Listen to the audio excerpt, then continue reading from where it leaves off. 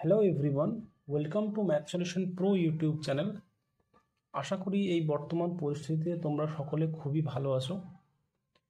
আজকে এই চ্যানেলে আমি সামন্তরিকের ধর্ম চ্যাপ্টার থেকে যে উপপাদ্য অর্থাৎ উপপাদ্য 14 তোমাদের নবম শ্রেণীর গণিত প্রকাশ বইয়ের সেই উপপাদ্যটা আমি প্রত্যেকটা step, each and every step আমি তোমাদের ধরে ধরে বোঝাবো।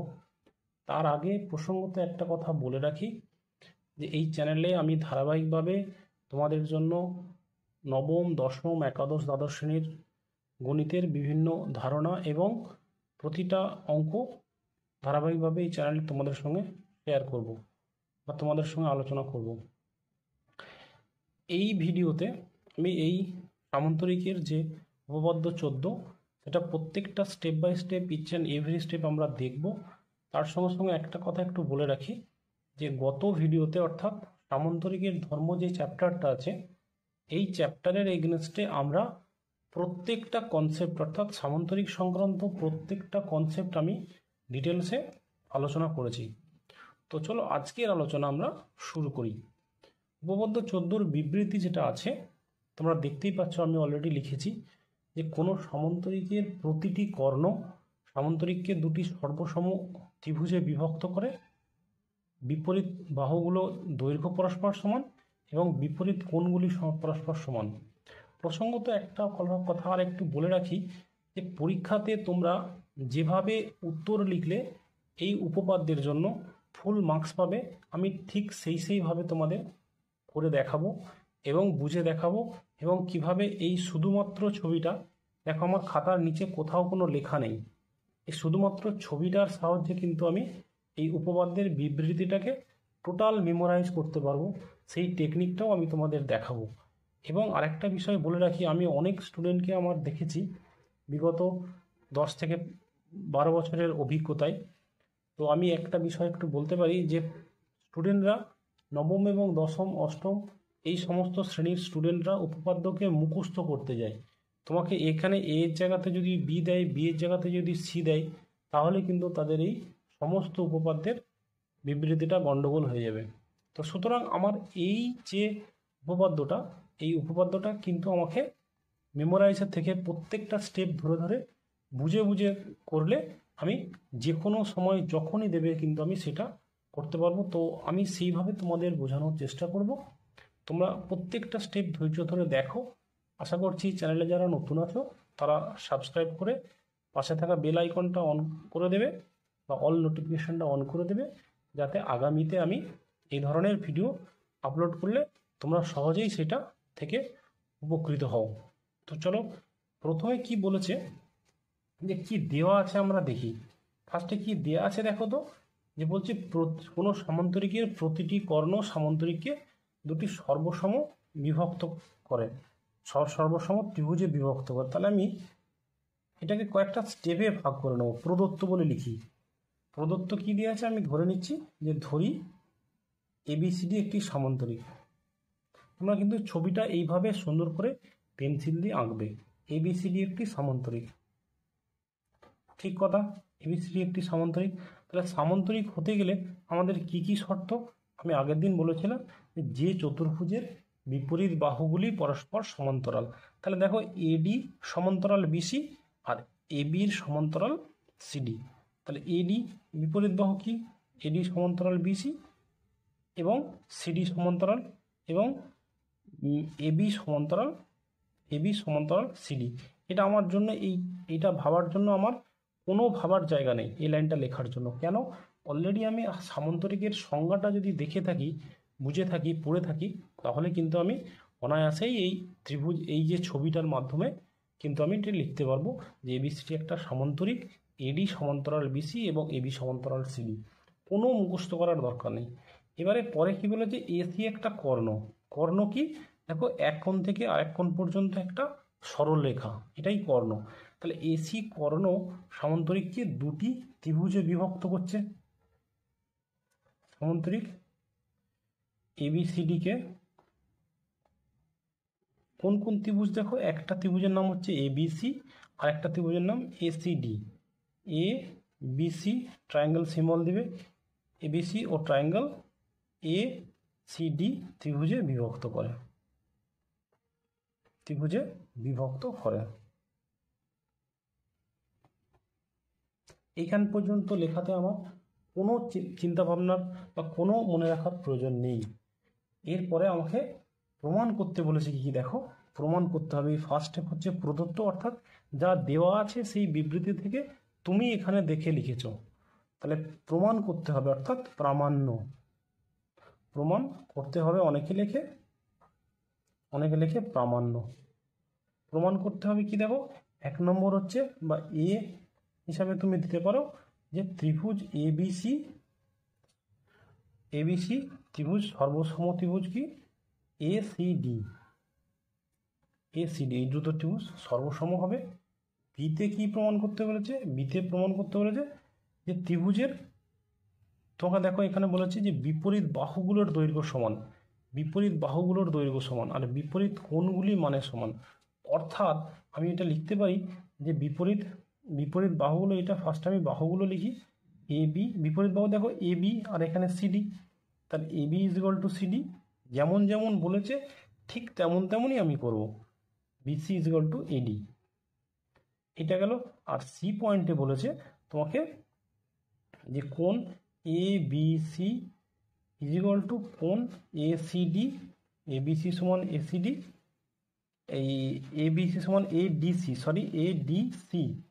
আরেকটা কি বলেছে, সেমিকলন দিয়ে কি লিখো, আর কি বলেছে বিএডি সমান কোণ হচ্ছে বিসিডি। তাহলে এইবারে তাহলে এইটুকু দেখে আমার লেখাতে কোনো চিন্তাভাবনা বা কোনো জটিলতা প্রশ্ন আসে না। এরপরে আমাকে যেটা প্রমাণ করতে হবে, এই প্রমাণটাই পরীক্ষার নম্বর। পরীক্ষাতে একটা কথা বলে রাখি, তোমরা অনেকে উপপাদ্য ছেড়ে দিয়ে চলে আসো মুখস্থ নেই বলে, বা এই বলে বিভিন্ন অজুহাতে ছেড়ে দিয়ে চলে আসো, কিন্তু এই বিবৃতি দেখে সামান্য জিনিস বুঝে এইটুকু লিখতে পারলে কিন্তু তোমরা এই ক্ষেত্রে পার্ট মার্কিং পেয়ে যাবে। তো প্রমাণের জন্য আলাদা নম্বর থাকে এবং এই পর্যন্ত করলেও অনেকে পার্ট নম্বর পেয়ে যাবে। তো প্রমাণটা আমি দেখি, প্রমাণ কেমন করে করব। প্রমাণ বলেছে দেখো যে ত্রিভুজ এবিসি ও ত্রিভুজ এসিডি এর মধ্যে কি বলেছে দেখো, এই দুটো ত্রিভুজের মধ্যে, অর্থাৎ এই ত্রিভুজ এবিসি আর ত্রিভুজ এসিডি এই দুটো ত্রিভুজের মধ্যে একান্তর কোণ মানে দুটো ভেদক থাকবে, তার এই দুই পাশের কোণ, এই একটা ভেদক এর দুই পাশের কোণ, এই কোণটা আর একই দিকের কোণ হলে সেটা অনুরূপ কোণ হবে। এই দিকের একটা কোণ, এদিকের একটা কোণ, এইটা একান্তর কোণ, আবার এদিকের কোণটা এইটা একান্তর কোণ। তাহলে দুটো ত্রিভুজের মধ্যে আমি একান্তর কোণ কোনটা লিখছি, এ দেখো আমি এখানে লিখিয়ে দিচ্ছি এ সি বি, এই যে এ সি বি মানে এই কোণটা আর এই কোণটা এ সি বি, আর এখানে সি এ ডি। তাহলে এখানে ভেদক কোণটা এডি আর বিসি সমান্তরাল ভেদক, আর এসি তাদের মধ্যে ভেদক, এই এডি সমান্তরাল বিসি আর এসি এর মধ্যে ছেদক। তাহলে আমি পুরো বিষয়টা লিখি। এর মধ্যে দেখো কি বলেছে যে এসিবি অ্যাঙ্গেল এসিবি সমান একান্তর, যেটা বললাম সেটা আমি স্টেপ বাই স্টেপ লিখছি। একান্তর কি অ্যাঙ্গেল সিএডি, ব্র্যাকেটে কি লিখব, যেহেতু এডি সমান্তরাল বিসি এবং এসি ছেদক বা ভেদক, এসি ছেদক, এটা লিখে দিলাম। এবারে আর এই পরের স্টেপ হচ্ছে এসি সাধারণ বাহু। দুটো ত্রিভুজের ক্ষেত্রে আমরা এই বিষয়গুলো কনসিডার করছি। কোন ত্রিভুজ দুটোর মধ্যে দেখো, এই ত্রিভুজটা আর এই ত্রিভুজটা, এই দুটো ত্রিভুজের মধ্যে আমরা কনসিডার করলাম কি এই কোণটা আর এই কোণটা একান্তর কোণ, আর এসি দুটো ত্রিভুজের সাধারণ বাহু। দেখো এবিসি ত্রিভুজেরও বাহু এসি আর এসিডি ত্রিভুজেরও বাহু এসি। তাহলে এরপরে আরেকটা বিষয় রয়ে গেল, তাহলে কোণ হয়েছে একটা, বাহু হয়েছে একটা, তাহলে সর্বসম হওয়ার জন্য এএসএ আর একটা অ্যাঙ্গেল দরকার, অর্থাৎ কোণ দরকার। সেই কোণটা ঠিক উল্টোভাবে বলতে পারবো আমি। দেখো এই কোণটা আগে তো আমরা নিয়েছি এই কোণটা, তাহলে এখন এই কোণটা বলতে পারবো, অর্থাৎ বিএসি অ্যাঙ্গেল বিএসি সমান অ্যাঙ্গেল বিএসি সমান একান্তর বিএসি সমান একান্তর এসিডি। ওই একইভাবে লিখি, যেহেতু এক্ষেত্রে এবি সমান্তরাল সিডি, এবি সমান্তরাল সিডি এবং এবং কি এখানে এসি ছেদক।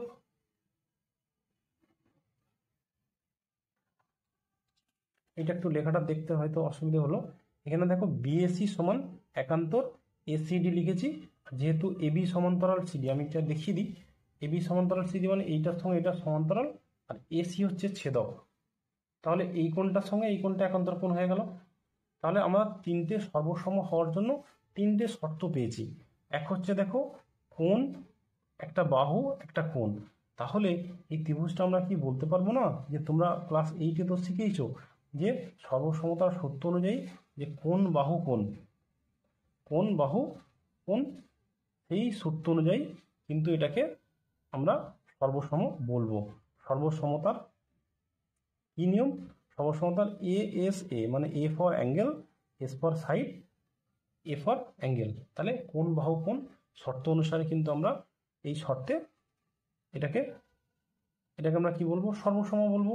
এবার যখনই সর্বসম একটা ত্রিভুজ হবে তখনই কিন্তু তুমি তোমার অভিপ্ত লক্ষ্যে কিন্তু পৌঁছে যাবে।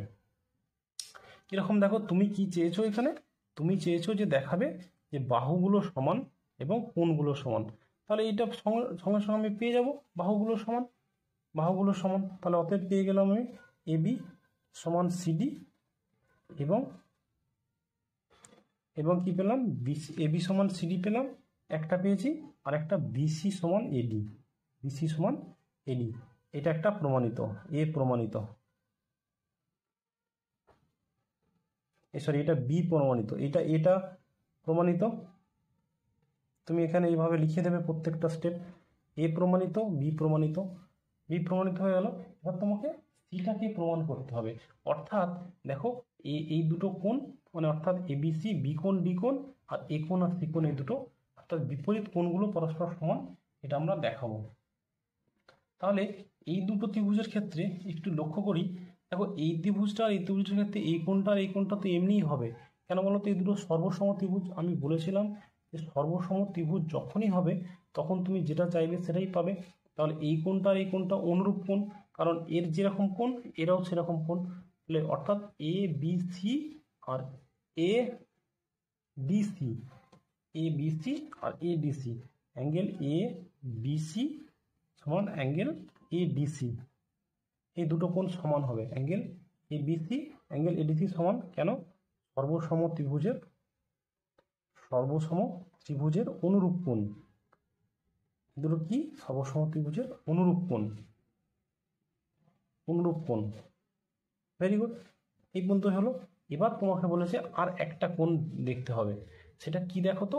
যে এই দুটো কোণ, অর্থাৎ এই ছোট ছোট কোণ দুটো, এই কোণটা আর এই কোণটা, এই কোণটা এই কোণ, এই দুটো কোণকে আমরা যদি যোগ করি তাহলে কি পাবো?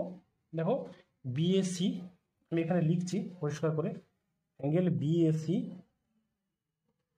BAC plus angle CAD is equal to angle ACB plus angle ACD. এটা পেলাম 1 নম্বর আর 2 নম্বর থেকে। কেন বলো তো? এই যে দেখো অলরেডি আগে পেয়েছি, এই যে এটাকে যদি এই কোণটা আর এই কোণটা যোগ করে দাও, এই দেখো এইটাকে এই এসিবি আর এবিসি, এই কোণটা আর এই কোণটা, এখানে এই কোণটা এই কোণটা, এই অর্থাৎ এই দুটো সমীকরণকে আমরা যদি ডান পক্ষ আর বাম পক্ষ যদি যোগ করি তাহলে কিন্তু আমি এইটা পাবো। এটা মানে কি? এটা মানে দেখো এই যে আমি দেখাচ্ছিলাম ছবিতে, অর্থাৎ এই ছোট কোণটা আর এই ছোট কোণটা আমি যদি পেন্সিল দিয়ে দেখাই, দেখো এই ছোট কোণ, এই ছোট কোণ, আর এই ছোট কোণ, এই ছোট কোণ, তাহলে এই মিলে কি তৈরি হবে? এই দুটো কোণ মিলে হবে বিএডি, আর এখানে হবে বিসিডি। অর্থাৎ দিকটা লিখতে পারবো কি আমি? বিএডি প্লাস বিসিডি, অর্থাৎ BAD is equal to angle BCD. তাহলে এটা কি প্রমাণিত হয়ে গেল? সি অংশটা প্রমাণিত হয়ে গেল, সি প্রমাণিত হয়ে গেল। তাহলে এই রকমভাবে আমি প্রত্যেকটা স্টেপ ওয়াইজ ধরে ধরে কিন্তু আমি অঙ্কটা অর্থাৎ উপপাদ্যটা সুন্দরভাবে আমি ছবি দেখেই বলতে পারবো। তাহলে চলো আমরা ছবি দেখে বলতে পারি নাকি দেখি। তাহলে আমাদেরকে প্রথমে বলেছিল যে ধরি সামান্তরিক এবিসিডি, সামান্তরিক এটা হওয়া মানে এর বিপরীত বাহুগুলো পরস্পর সমান্তরাল হবে, অর্থাৎ এডি সমান্তরাল বিসি আর এবি সমান্তরাল সিডি। তোমাকে প্রমাণ করতে বলেছে বিপরীত বাহুগুলোর দৈর্ঘ্য সমান আর বিপরীত কোণগুলোর দৈর্ঘ্য সমান। তাহলে প্রমাণ করব আমরা কি? প্রমাণ করব ত্রিভুজগুলো সর্বসম হবে, কর্ণ দুটো সর্বসম ত্রিভুজে ভাগ করবে, অর্থাৎ ধরে নিচ্ছি যে এসি কর্ণ ত্রিভুজটিকে সর্বসম ত্রিভুজ এ বি সি এবং এ ডি সিতে বিভক্ত করে। হলো, এবার তোমাকে প্রমাণ করতে হবে যে বাহুগুলো সমান আর কোণগুলো সমান, বিপরীত বাহুগুলো, অর্থাৎ এডি সমান বিসি, এই এবি সমান সিডি আর এডি সমান বিসি। তাহলে এখন যদি আমি প্রমাণ করতে যাই যে ত্রিভুজ, এই ত্রিভুজ অর্থাৎ এবিসি ত্রিভুজ এবং এডিসি ত্রিভুজ এর এ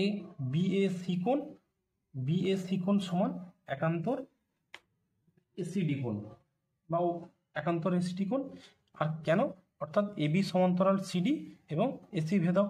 একই রকমভাবে এসিবি কোণ সঙ্গে এসিবি কোণের সঙ্গে হচ্ছে এই কোণটা হয়ে যাবে, অর্থাৎ সিএডি কোণ। সেক্ষেত্রেও এইটার সঙ্গে এটা সমান্তরাল, অর্থাৎ এডি সমান্তরাল বিসি এসি ভেদক। তাহলে দুটো কোণ হলো, একটা বাহু হলো এসি সাধারণ বাহু। তাহলে ত্রিভুজটা সর্বসম হয়ে গেল। ত্রিভুজটা যখনই সর্বসম হবে তখন এর অনুরূপ বাহুগুলো সমান হয়ে যাবে, অর্থাৎ এবির সঙ্গে সিডি সমান, বিসির সঙ্গে এডি সমান হয়ে গেল। নেক্সট স্টেপ কি? আমাদেরকে দেখাতে বলেছে বাহুগুলো সমান হয়ে গেল, এবারে কোণগুলো সমান দেখাতে বলেছে। যেহেতু এই দুটো ত্রিভুজ সর্বসম প্রমাণ করে ফেলেছি আমরা, তাহলে সেখান থেকে আমরা কি দেখাবো? যে এদের অনুরূপ কোণগুলো সমান, অর্থাৎ এ বি সি এবং এ ডি সি এই দুটো কোণ সমান। তাহলে যদি তাই হয় তাহলে এই দুটো কোণ আগে আমরা দেখো দুটো স্টেপে বলেছিলাম যে এর সঙ্গে এটা একান্তর কোণ আর এর সঙ্গে এটা একান্তর কোণ। তাহলে ওই দুটো স্টেটমেন্টকে আমরা যোগ করে দিই, দিলে ছোটো ছোটো দুটো কোণ যোগ হয়ে গিয়ে বিএডি আর বিসিডি এই দুটো কোণ সমান পেয়ে গেলাম। আগে একবার পেলাম এই দুটো কোণ, অর্থাৎ এই বি কোণ আর ডি কোণ সমান, আর এখন দুটো কোণের যোগ করে দিয়ে পাচ্ছি এ কোণ আর সি কোণ সমান।